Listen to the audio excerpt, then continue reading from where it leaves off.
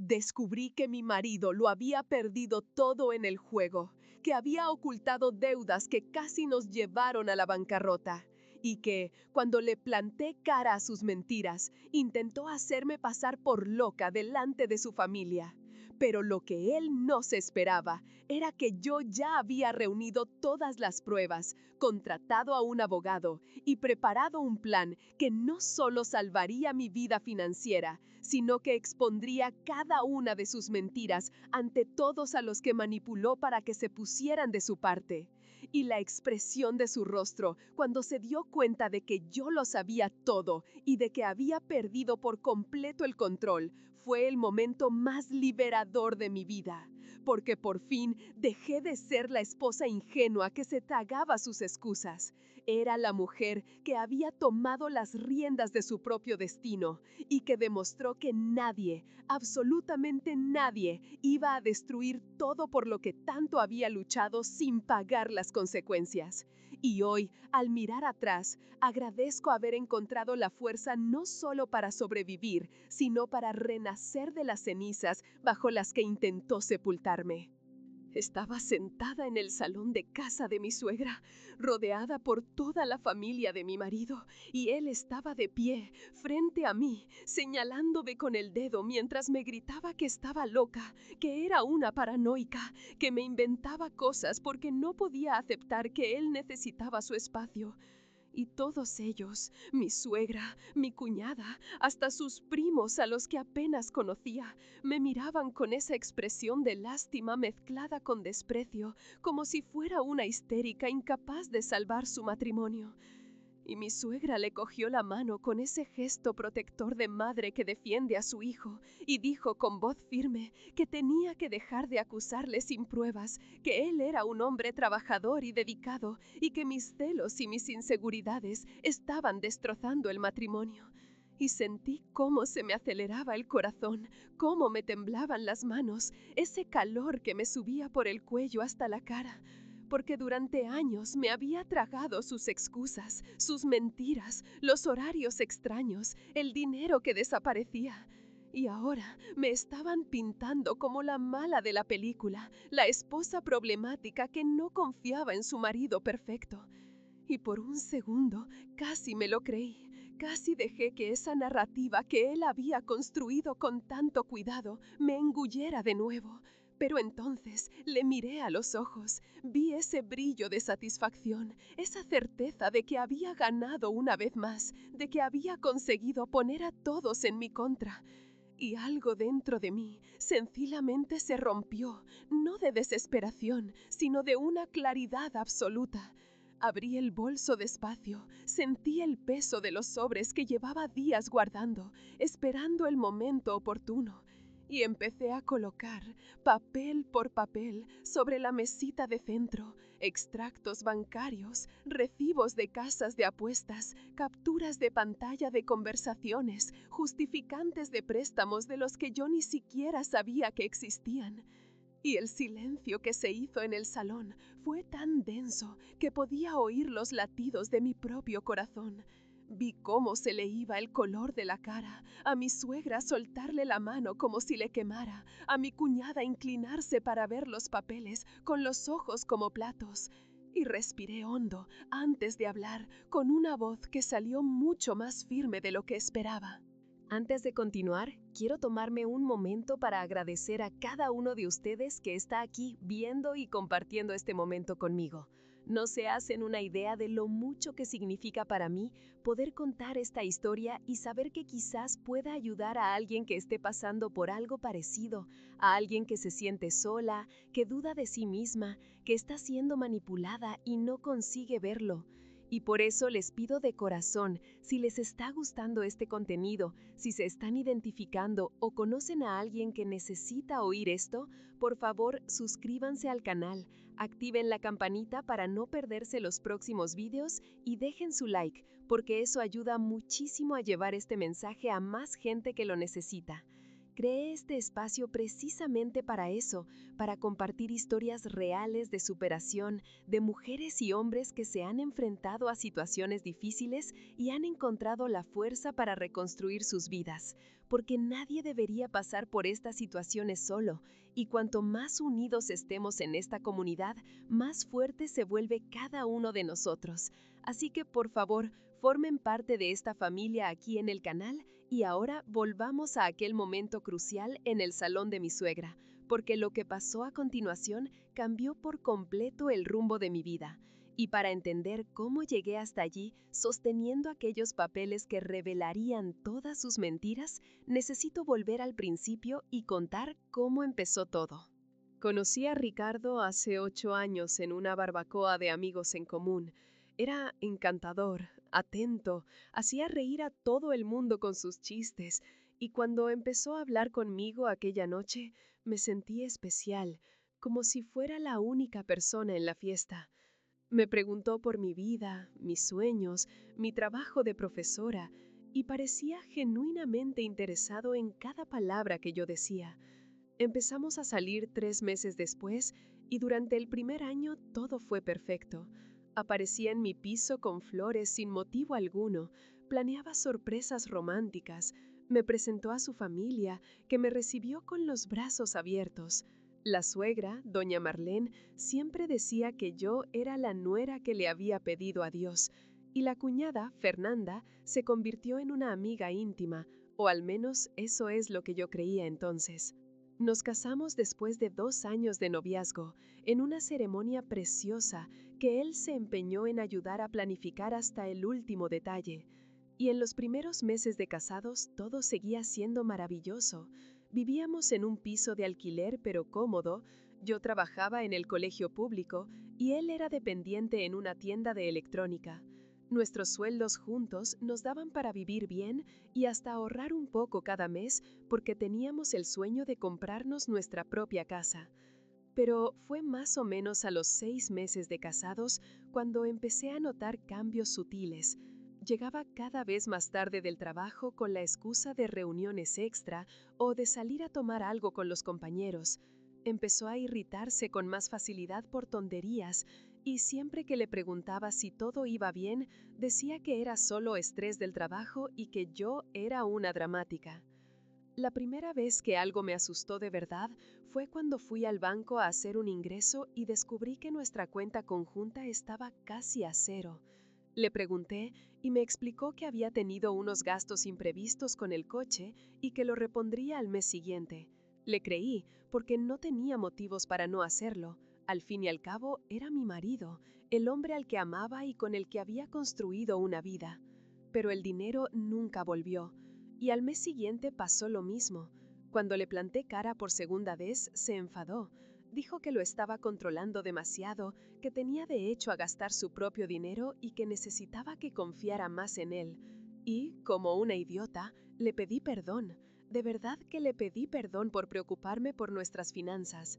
Empecé a guardar mi sueldo en una cuenta separada que abría a escondidas, solo por precaución, y eso fue lo que me salvó después. Los retrasos se fueron haciendo más frecuentes. Empezó a salir los fines de semana diciendo que iba a ver a unos amigos. Volvía de madrugada o a veces al día siguiente. Y cuando me quejaba, decía que era una posesiva, que necesitaba su espacio, que no por estar casados tenía que renunciar a su vida social. Y su familia siempre apoyaba esa narrativa. Doña Marlene decía que un hombre necesita su libertad, que yo tenía que ser más comprensiva. Fernanda comentaba que yo era muy celosa y que eso espantaba a los hombres. Y empecé a creerme que el problema de verdad era yo, que estaba siendo una esposa pesada y controladora. Empecé a vigilarme, a no quejarme, a aceptarlo todo en silencio, pero por dentro me estaba destrozando. La situación económica empeoraba cada vez más. Empezaron a llegar cartas de cobro a casa, facturas atrasadas, amenazas de corte de suministros. Y cuando se las enseñaba con miedo y preocupación, él explotaba diciendo que yo estaba exagerando, que ya lo resolvería, que no tenía que preocuparse por eso porque era responsabilidad suya. Hubo una vez que llegué a casa antes de tiempo y lo encontré en el ordenador. en una página web extraña. Cuando le pregunté qué era, cerró la pantalla rápidamente y dijo que solo estaba navegando, pero yo había visto números, gráficos, algo que parecían apuestas. Le pregunté y se rió en mi cara. Me dijo que estaba viendo cosas, que me estaba volviendo paranoica, y otra vez le creí, porque era más fácil creerle que enfrentarme a la posibilidad de que mi matrimonio se estuviera desmoronando. Mi vida se convirtió en una rutina de ansiedad constante. Me despertaba de madrugada para comprobar si había llegado. Pasaba los días en el colegio intentando concentrarme en las clases, pero con la cabeza en casa. Y volvía corriendo para ver si había alguna carta nueva, alguna nueva deuda, algún nuevo problema. Dejamos de hacer nada juntos, ya no salíamos, ya no hablábamos. Yo vivía en mi angustia y él vivía en su mundo paralelo. Y siempre que intentaba tener una conversación seria sobre nuestra situación, le daba la vuelta a la tortilla. Decía que el problema era yo, que mi negatividad estaba acabando con el matrimonio, que si fuera más alegre y positiva como antes, él tendría más ganas de quedarse en casa. Y yo me lo creía, de verdad que creía que era culpa mía. Empecé a ir a una psicóloga porque pensaba que me estaba volviendo loca. Ella fue la primera persona que me dijo que aquello no era normal, que estaba siendo víctima de manipulación emocional, pero ni aún así conseguía aceptarlo del todo. Lo amaba a él, o amaba la idea que tenía de él, la persona que había sido al principio. Y seguía intentando salvar nuestro matrimonio yo sola, mientras él seguía hundiéndonos cada vez más. El momento exacto en que todo cambió fue un martes lluvioso de abril. Yo estaba corrigiendo exámenes en la mesa de la cocina cuando sonó el teléfono. Era un número desconocido y una voz áspera preguntó por Ricardo. Al decirle que no estaba, la voz respondió que era la tercera llamada y que si no pagaba los 20,000 euros que debía para el final de la semana, las cosas se pondrían feas. Colgaron antes de que pudiera responder. Me quedé paralizada. 20,000 euros era más de lo que yo ganaba en 2 años. ¿Cómo era posible esa deuda sin yo saberlo? Mi instinto fue confrontarlo de inmediato, pero una voz interna me detuvo. Debía ser más lista y entender la magnitud del problema antes de actuar. Aquella noche actué con total normalidad, pero mientras él dormía, repasé años de mentiras y decidí que necesitaba pruebas concretas. Al día siguiente, pedí la baja en el colegio y fui al banco. Pedí extractos de 2 años y un informe de deudas. Lo que vi me hizo sentir que el suelo desaparecía, préstamos en 4 bancos, tarjetas al límite y deudas en casas de apuestas online. El total superaba los 100,000 euros. Él lo había perdido todo en apuestas deportivas y casinos virtuales. Volví a casa temblando, no de miedo, sino de una rabia pura. Ese hombre no solo había arruinado nuestra economía, sino que me había manipulado haciéndome creer que yo era el problema. Decidí que no sería una víctima, ni me dejaría arrastrar. Nació un plan. No bastaba con pedir el divorcio, pues él lo negaría todo y manipularía a su familia. Necesitaba exponer sus mentiras de forma irrefutable. Copié cada extracto y carta de cobro, escondiéndolo todo en casa de mi madre. Busqué un abogado especializado que me orientó para protegerme legalmente. Necesitaba demostrar mi desconocimiento de las deudas. Seguí sus instrucciones al pie de la letra. Abrí una cuenta propia, transferí mi sueldo y cancelé las tarjetas conjuntas. Mientras tanto, seguí viviendo con Ricardo fingiendo que nada había cambiado. Fue lo más difícil de mi vida, mirarle a la cara sabiendo lo que había hecho y guardar silencio. Me convertí en detective, grababa conversaciones, anotaba horarios y fotografiaba mensajes de su móvil. Descubrí contactos con usureros y gente peligrosa que amenazaba con medidas drásticas. Él no solo era ludópata, estaba poniendo nuestras vidas en riesgo. La hipocresía de verle llegar a casa diciendo que me quería me daba asco, pero aguanté 3 meses de preparación meticulosa con el apoyo de mi psicóloga y mi madre. El detonante final fue descubrir que había falsificado mi firma en documentos para conseguir más crédito y me había puesto como aval sin mi permiso. Eso ya no solo era irresponsabilidad, era un delito.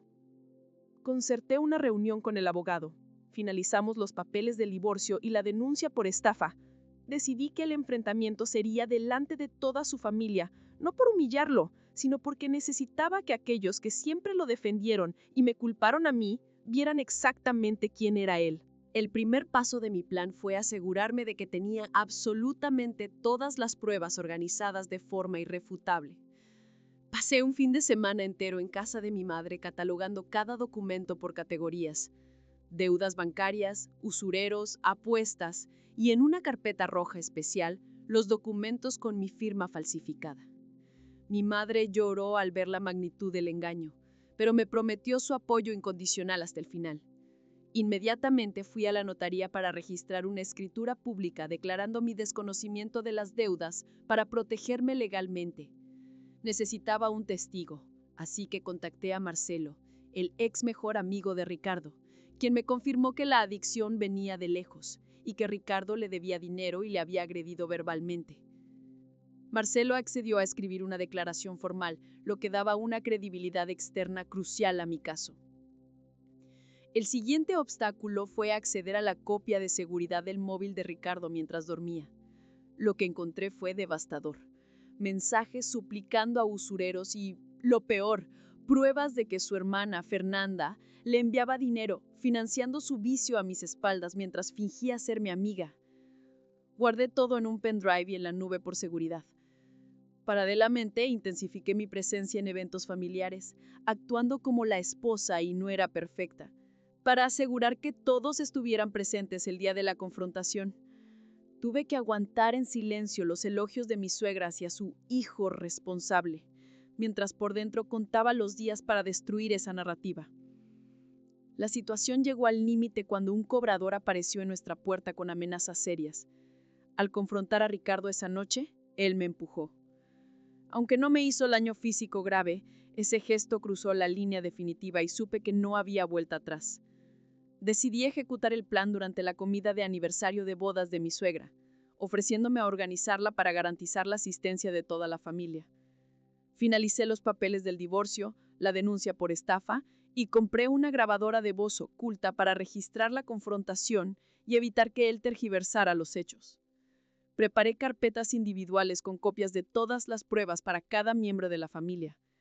La noche anterior apenas dormí repasando el plan, pero la rabia acumulada por tanta humillación me dio una claridad fría. El domingo por la mañana me arreglé con sobriedad y elegancia. Activé la grabadora en mi bolsillo y subí al coche con un Ricardo que, ajeno a todo, bromeaba diciendo que sería un día especial, sin tener idea de que yo estaba a punto de exponer toda su vida. Llegamos a casa de doña Marlene sobre las 12, con el salón lleno de familiares, incluidos mi cuñada Fernanda, su marido Rodrigo y varios primos.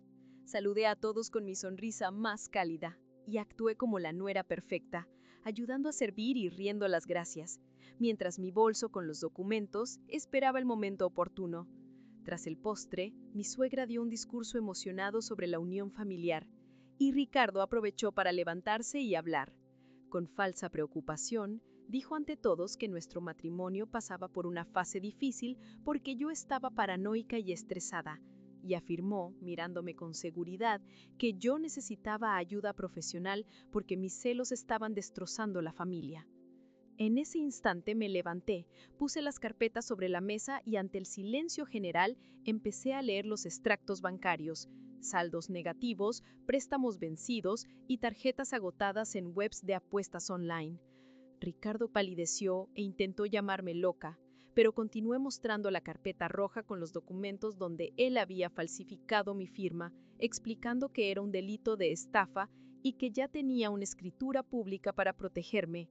Cuando doña Marlene intentó minimizarlo, confronté a Fernanda y leí en voz alta las transferencias que le hacía a Ricardo a escondidas para financiar su vicio.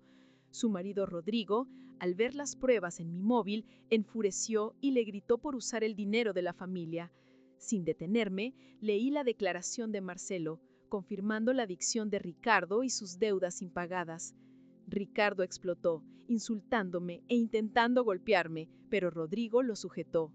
Fue entonces cuando doña Marlene le dio una fuerte bofetada a su hijo y tras revisar los documentos con manos temblorosas, rompió a llorar de decepción. La tía Berenice y los demás empezaron a pedirme perdón por haberme juzgado mal.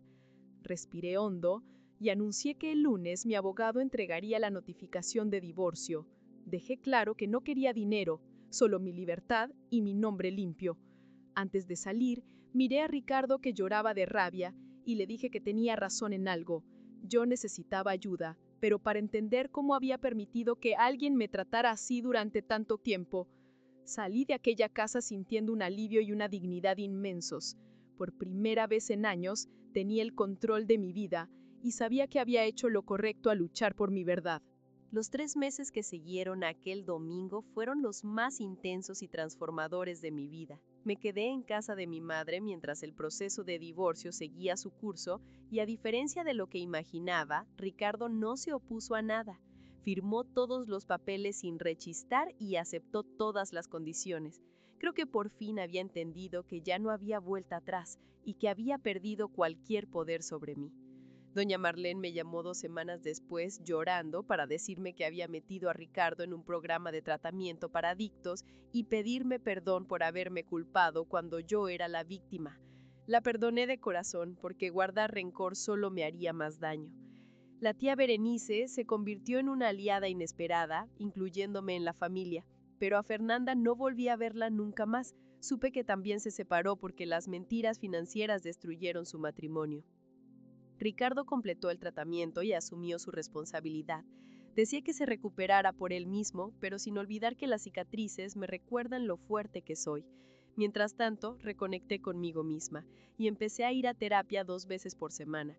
Fue un proceso doloroso, pero necesario para entender cómo permití esa manipulación y perdí mi voz. Descubrí mi tendencia a querer salvar a la gente debido a traumas de la infancia y trabajé duro para reconstruirme como una mujer nueva con límites claros. Retomé la lectura, el cine y las salidas con amigas. Me apunté a yoga y la meditación me ayudó a calmar la mente. Escribir un diario cambió mi perspectiva y en el trabajo volví a ser la profesora entregada de siempre. Mis alumnos notaron que estaba más feliz y presente. 6 meses después del divorcio, conseguí alquilar un piso pequeño pero acogedor. Era solo mío. Lo decoré con ayuda de mi madre y amigas, y cuando me senté en mi sofá nuevo, lloré de gratitud y alivio. Un año después de aquel fatídico domingo, yo era completamente diferente. Me cuidaba mejor, había renovado mi imagen y, lo más importante, me respetaba a mí misma. Me encontré a Marcelo por casualidad y me dijo que me veía radiante, con una energía diferente. Tenía razón, me sentía ligera y en paz. Me reconcilié con la idea de no tener pareja, entendiendo que mi felicidad no depende de nadie más. Empecé a planificar viajes y estudios, ahorrando dinero para cumplir sueños y no para pagar deudas ajenas. En cuanto a las finanzas, salí ilesa gracias a la protección legal y recuperé mi estabilidad. Al mirar atrás, veo que aquella experiencia terrible fue un regalo disfrazado que me obligó a crecer y a luchar por mí misma. Aprendí que el amor verdadero va de respeto y compañerismo, no de sacrificio. También aprendí la importancia de tener una red de apoyo. Mi madre, mi psicóloga y mis amigas fueron esenciales. Hoy intento ser ese apoyo para otras personas, compartiendo mi historia para mostrar que hay salidas. Mi terapeuta me dijo una frase que nunca olvidaré. El valor no es la ausencia de miedo, es actuar a pesar del miedo. Y eso hice. Tuve miedo en cada paso, pero actué de todas formas. Hoy, 2 años después, puedo decir con certeza que soy genuinamente feliz. Me levanto agradecida por mi vida, mi refugio y mi independencia. He rescatado a la mujer fuerte y decidida que estaba dormida bajo capas de abuso. No sé qué me depara el futuro, pero estoy disfrutando del día a día. Mi historia no va de venganza, sino de justicia, de sobrevivencia y de tener el valor de defender la propia dignidad. Va de elegirse a una misma cuando sería más fácil ser la última opción y de entender que volver a empezar no es un fracaso, sino una muestra de fortaleza inmensa. Y ahora quiero saber de ustedes. ¿Han pasado por algo parecido? ¿Se han sentido atrapados en una relación de manipulación donde sus preocupaciones legítimas se convertían en paranoia y culpa? Si se identifican o conocen a alguien que esté viviendo esto, Dejen su historia o una palabra de aliento en los comentarios, porque esta es una comunidad de apoyo sin juicios. Quiero que sepan que no están solos y que hay salida. Pero sobre todo, quiero animarlos a buscar ayuda espiritual, a acercarse a Dios y a poner su fe en Jesucristo. Fue Él quien me dio fuerzas cuando creí que ya no me quedaban. A través de la oración encontré la claridad mental para tomar las decisiones correctas y el valor para enfrentar mis miedos. Les insto a buscar una iglesia o comunidad cristiana donde puedan sentirse amparados, porque aunque la terapia y el apoyo familiar son esenciales, existe una dimensión espiritual en la sanación que solo la fe puede llenar, y una paz que solo Dios puede dar. En mis momentos más difíciles, la oración y los versículos bíblicos me recordaban que era amada y que Dios no me abandonaría jamás. Si estás en una situación de abuso, adicción o deudas que destruyen tu paz, sabe que Dios ve tu sufrimiento y conoce tus lágrimas, pero tienes que dar el primer paso. Ten el valor de pedir ayuda, de buscar orientación espiritual y de no quedarte en silencio. No cargues con ese peso a solas. Mereces vivir en paz y tener relaciones sanas basadas en el respeto. Sé que parece aterrador salir de una situación tóxica. Yo pasé por eso. Pero al otro lado hay vida, alegría y libertad. Y vale la pena cada segundo de incertidumbre. No te rindas ni aceptes una vida mediocre llena de mentiras por miedo a empezar de nuevo. Eres más fuerte de lo que imaginas. Y con Dios a tu lado no existe obstáculo que no puedas superar. Únete a grupos de oración, habla con un líder espiritual y permítete ser parte de una familia que caminará a tu lado en tu reconstrucción. Si ya has salido victorioso, comparte tu testimonio en los comentarios para inspirar a quienes aún luchan.